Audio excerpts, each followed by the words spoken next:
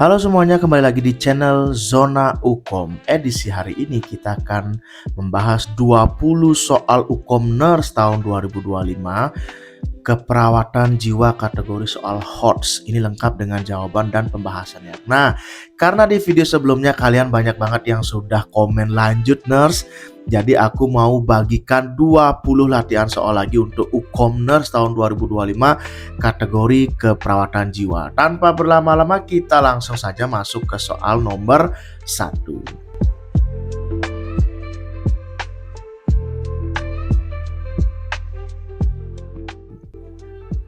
Soal nomor 1, seorang klien mengalami perubahan suasana hati secara drastis.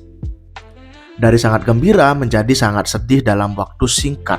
Dan klien juga berbicara cepat dan tidak dapat berhenti bicara. Apa diagnosis medis yang paling mungkin? A. Gangguan bipolar, B. Schizofren, C. Gangguan kepribadian ambang, atau D. Depresi mayor. Nah, kalau kita ketemu soal seperti ini langsung aja ya kita untuk edisi ini kita langsung dengan pembahasannya ya. Jadi jawaban untuk soal seperti ini adalah jawaban yang nomor A, yaitu gangguan bipolar, di mana terjadi perubahan mood ekstrim, jadi maniak depresi, menunjukkan gangguan bipolar, di mana gejalanya itu sangat cepat berubah ya. Jadi bicara cepat juga mendukung dari diagnosis ini. Jadi jawaban yang tepat untuk soal seperti ini jawabannya adalah gangguan bipolar. Kita lanjut soal nomor 2 ya. Nah, untuk edisi channel Zona Ukom kali ini kita langsung aja ke pembahasan ya. Jadi untuk lebih meningkatkan intensitas belajar kalian untuk persiapan nanti menghadapi Ukom. Kita lanjut ya soal nomor 2. Klien dengan schizofren sering tertawa sendiri, berbicara dengan orang yang tidak ada dan menunjukkan perilaku tidak sesuai. Apa hal pertama yang perlu dilakukan perawat? A. Konfrontasi, B. Observasi perilaku dan tingkat halusinasi, C. Memberikan obat penenang, atau D. Mengabaikan perilaku tersebut. Nah, kalau kalian sudah ketemu soal seperti ini langsung aja dieksekusi. Jawabannya nomor option B, yaitu observasi perilaku dan tingkat halusinasi. Kenapa? Kita langsung saja lihat clue-nya di soal ya. Di soal itu ada klien dengan schizofren sering tertawa sendiri, berbicara dengan orang yang tidak ada. Nah, dari sini sebenarnya sudah kita kategorikan bahwa ini kemungkinan adalah halusinasi persepsi. Sehingga dengan gangguan persepsi sensori itu, maka kita sudah cenderung akan diagnosanya kepada pasien dengan halusinasi. Maka apa yang pertama kita lakukan adalah mengobservasi perilaku dari si pasien sendiri, serta mengkaji tingkat halusinasi dari si pasien. Barulah kita melakukan tindakan-tindakan berikutnya, yaitu option A, option J, atau option D. Jadi option B yang pertama. Kita lanjut soal nomor 3.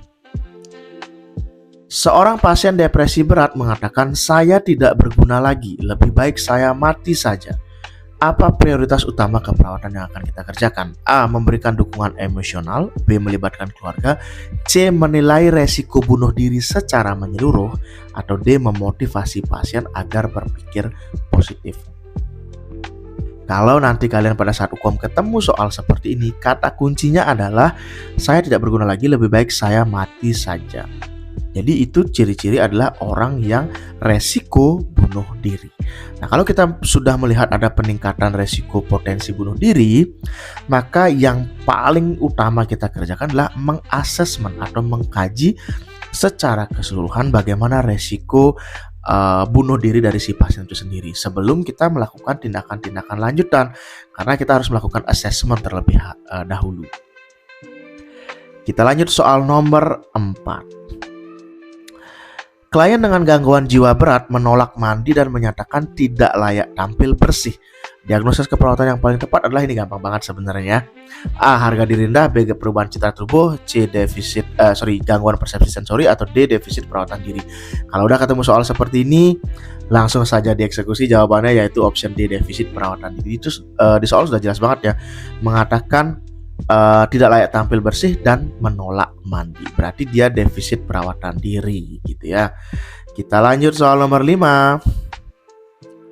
Pasien merasa sangat gelisah, sulit konsentrasi, dan sering merasa jantung berdebar ketika menghadapi ujian.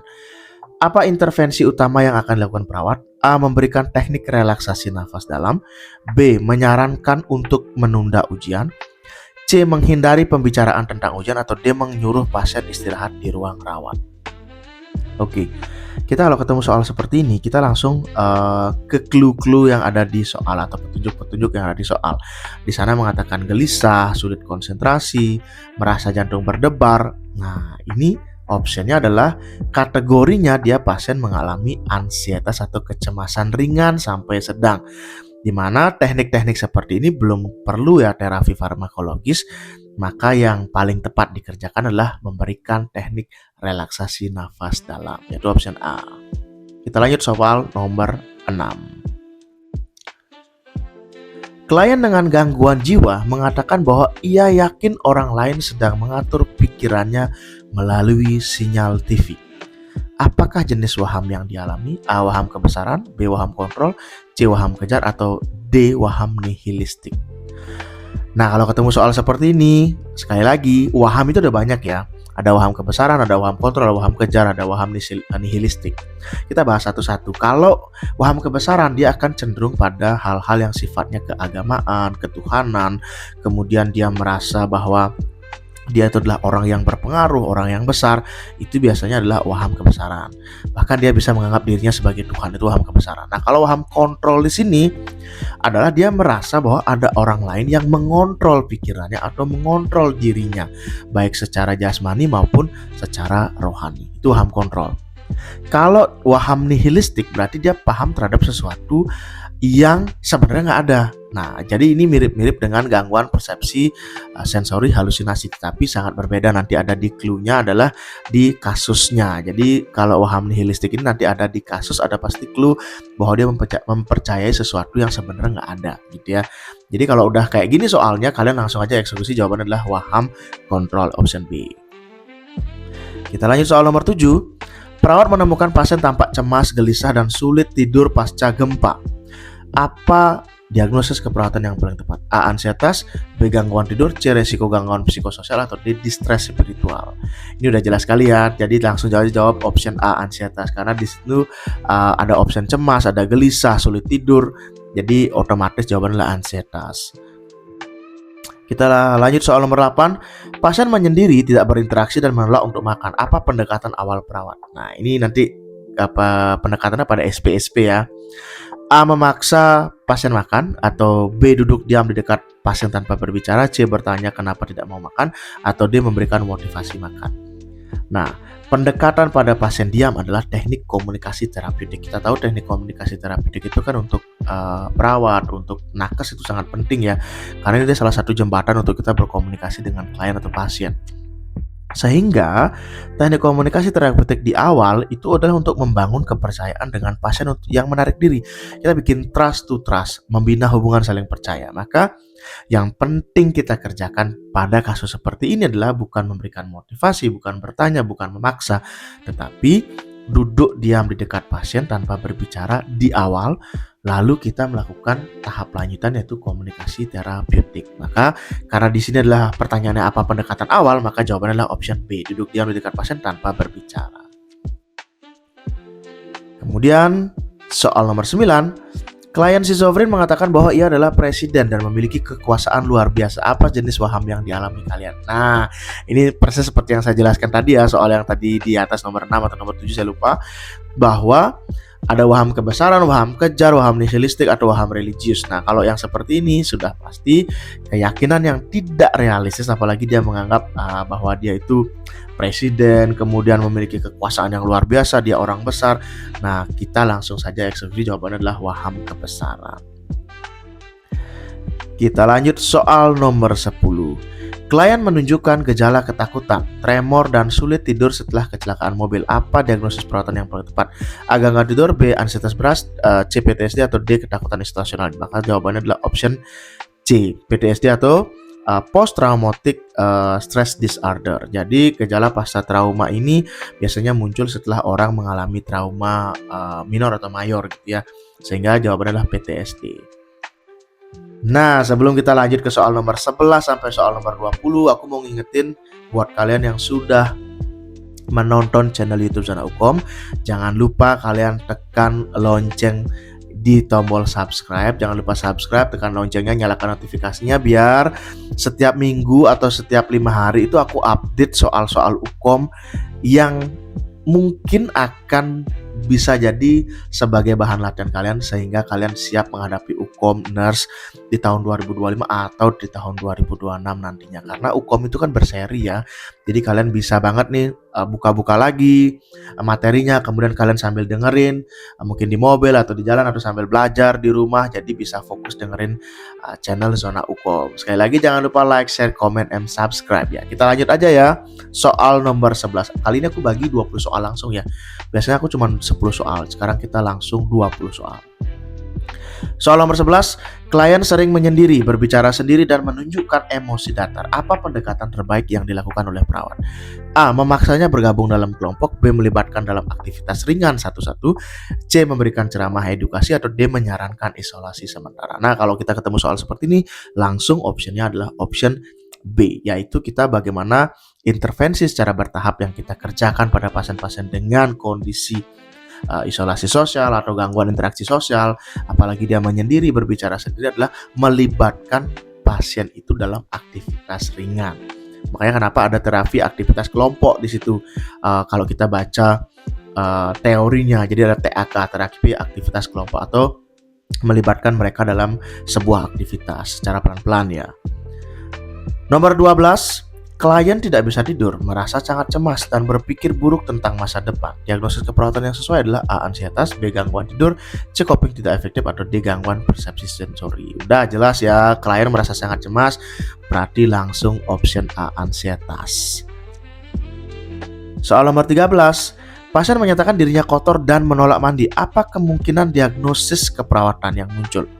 A. Gangguan persepsi tubuh, B. Resiko infeksi, C. Perubahan citra tubuh, atau D. Harga diri rendah. Jadi kalau kok ketemu soal seperti ini, hati-hati ya, nanti kalian antara pilih perubahan citra tubuh, harga diri rendah, atau gangguan persepsi tubuh gitu ya. Di sini tuh kata kuncinya adalah merasa kotor. Di sini menunjukkan persepsi negatif terhadap dirinya sendiri. Maka gejala ini termasuk dalam kategori perubahan citra tubuh. Jadi bukan defisit perawatan diri. Jadi beda ya sama soal yang di atas. Nanti kalian bisa baca lagi soal yang di atas di video ini. Jadi ada jawabannya yang di atas itu defisit perawatan diri. Nah, kalau yang soal ini kata kuncinya adalah menyatakan dirinya kotor dan menolak mandi. Jadi diagnosis kemungkinan yang muncul adalah perubahan citra tubuh. Jadi option C. Soal nomor 14, pasien kehilangan semangat hidup setelah kehilangan pekerjaan. Apa pendekatan perawat yang terbaik? A. Menawarkan konseling spiritual, B. Memberikan motivasi umum, C. Bertanya tentang makna hidup bagi pasien, atau D. Menyarankan segera mencari pekerjaan lain. Nah, kalau kondisi seperti ini, kata kuncinya adalah kita menggali atau explore dari yang dialami oleh pasien atau masalah yang dialami oleh pasien. Di sini dia jelas-jelas mengatakan kehilangan semangat hidup setelah kehilangan pekerjaan. Maka kita gali lagi, bertanya lagi tentang makna hidup bagi pasien itu seperti apa, sehingga kita tahu apakah kehilangan pekerjaan ini akan mempengaruhi dari semangat hidupnya atau ada hal-hal lain, sehingga kita mampu mengembalikan motivasi dan harapan pasien. Lanjut soal nomor 15. Klien mencurigai semua orang berniat meracuni makanan yang diberikan. Apa jenis waham ini? A. Waham kontrol, waham kebesaran, atau C. Waham kejar, atau D. Waham hipokondriasis. Nah, ini soal waham lagi ya. Jadi kalian sudah bervariasi ya soal waham yang saya jelaskan di atas tadi. Nah, sekarang kita langsung aja soal yang ini. Jawabannya adalah option C. Waham kejar, di mana dia bahwa si pasien ini meyakini orang lain akan menyakiti dirinya. Itu disebut waham persekutori ya istilahnya, atau waham kejar. Jadi jawabannya adalah option C. Soal nomor 16, klien bingung tidak mengenali tempat dan waktu. Apa intervensi awal yang paling tepat? Ini jelas ya, seperti demensia jadinya. A. Bicara tegas, B. Beri lingkungan familiar dan aman, C. Menyuruh tidur, atau D. Memberi vitamin. Jawaban yang tepat adalah yes, option B. Beri lingkungan familiar dan aman. Kenapa? Karena dia mengalami gangguan orientasi istilahnya, tidak mengenali tempat, waktu. Jadi sangat beresiko kalau dia tidak mendapatkan lingkungan yang familiar atau aman, beresiko jatuh, beresiko dia akan agitasi atau cemas berlebih sehingga menimbulkan resiko perilaku kekerasan. Jadi kita option B ya yang dijawab. Soal nomor 17, klien berbicara cepat, ide berpindah, dan aktivitas fisik meningkat. Diagnosis medis yang sesuai adalah A. Depresi mayor, B. Gangguan psikotik akut, C. Bipolar mania, atau D. Gangguan cemas. Sudah jelas, tadi kita sudah sempat bahas bahwa ide yang berpindah dan sesuatu yang sifatnya berbicara cepat atau flight of idea, apalagi ada peningkatan aktivitas fisik, itu sudah jelas adalah kategori pasien dengan kondisi bipolar. Dia bukan gangguan cemas, bukan gangguan psikotik atau apalagi depresi mayor. Karena kalau depresi mayor dia cenderung menarik diri atau diam gitu ya. Kalau cemas dia ada pasti clue-nya di situ mengatakan dirinya cemas atau agitasi atau anxiety. Nah, kalau soalnya seperti ini langsung aja kita pilih bipolar mania. Kenapa ada manianya? Karena dia sudah ada peningkatan aktivitas fisik atau energi yang meningkat. Kita lanjut soal nomor 18. Klien jiwa mengamuk karena tidak diberi rokok. Ini sering sekali ya terjadi di rumah sakit jiwa ya. Tindakan perawat yang paling tepat adalah A. Berdebat, B. Beri aktivitas pengalihan, C. Segera beri rokok, atau D. Tinggalkan pasien. Kalau kita ketemu pasien seperti ini, maka yang paling benar, atau bukan paling benar sih, yang paling urgent kita kerjakan atau paling tepat kita kerjakan adalah memberikan pengalihan aktivitas. Karena kalau kita berdebat itu nggak akan sampai ujung ya sama pasien dengan gangguan jiwa. Jadi saya tidak sarankan kalian berdebat dengan pasien gangguan jiwa. Maka option A ini udah pasti gugur. Apalagi segera beri rokok, maka ini akan menimbulkan perilaku yang berulang sehingga kalian akan dikejar lagi besok dan besoknya lagi. Makanya kalau kita lagi praktek DRS itu kalian nggak disarankan untuk memberikan sesuatu kepada pasien jika mereka meminta.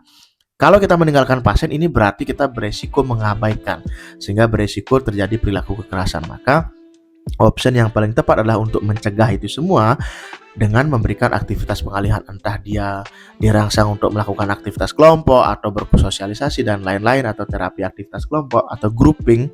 Ini mencegah amarah dan mencegah potensi kekerasan. Soal nomor 19. Pasien depresi sering menyalahkan diri. Apa teknik komunikasi yang terbaik? A. Dukungan diam, B. Konfrontasi, C. Klarifikasi dan refleksi, atau D. Beri saran langsung. Pada pasien-pasien dengan depresi yang sering menyalahkan dirinya, tindakan refleksi dan klarifikasi itu sangat membantu pasien memahami emosinya. Kalau kita mengkonfrontasi berarti kita kan istilahnya memberikan bantahan. Kalau kita mendukung kediamannya dia, itu malah memperdalam depresinya. Kalau kita malah memberikan saran langsung, itu akan bertentangan dengan kondisinya saat ini yang sedang depresi. Sehingga kita mesti mengklarifikasi, mengkaji kenapa dia depresi, lalu apa hal-hal yang sekiranya kita bisa jadikan refleksi untuk pasien. Oke, kita langsung masuk ke di penghujung soal nomor 20. Klien menyatakan ingin mati setelah ditinggal pasangan. Apa tindakan prioritas? Ini sering banget kita temui di RSJ dan kadang sering banget masuk ke kasus hukum. Walaupun nanti tidak sependek ini ya soalnya, tapi biasanya ada ilustrasi soal. Tapi kata kuncinya adalah klien itu mengatakan ingin mati setelah ditinggal pasangan. Kira-kira apa tindakan prioritasnya? A. Observasi ketat, B. Konseling spiritual, C. Alihkan aktivitas, atau D. Libatkan keluarga. Kalau kalian ketemu soal seperti ini, jangan lagi memilih yang namanya observasi, apalagi konseling, apalagi melibatkan keluarga, karena terlalu jauh. Kalau sudah ketemu soal seperti ini, tindakan prioritasnya adalah langsung melakukan pengawasan ketat. Jadi maksud saya bukan konseling spiritual ya. Jadi observasi ketat. Kenapa? Karena di sini sudah ada keinginan, menyatakan keinginan mati setelah ditinggal pasangan. Berarti sudah ada tindakan yang akan mengarah kepada risiko bunuh diri, diagnosa keperawatannya. Maka jawaban yang paling tepat adalah kita melakukan pengawasan ketat atau observasi ketat, karena ini dapat menyelamatkan pasien itu sendiri. Nah, setelah kita melakukan observasi ketat, barulah kita melakukan observasi lainnya, atau setelah reda baru kita melakukan konseling, mengalihkan dengan aktivitas, atau melibatkan keluarga bila perlu untuk melakukan tindakan prioritas itu sendiri. Jadi opsi nomor soal 20 itu adalah opsi A, yaitu observasi ketat. Nah, itu tadi 20 soal yang sudah aku share di channel Zona Ukom edisi kali ini. Jadi jangan lupa like, share, comment, and subscribe video ini. Jadi aku udah buat ya 20 soal Ukomners tahun 2025 untuk keperawatan jiwa.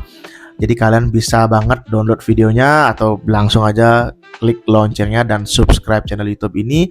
Jangan lupa share juga ya biar kita bisa belajar bareng-bareng. Jadi kita bisa sukses Ukomners bareng-bareng. Terima kasih sudah menonton. Sampai jumpa.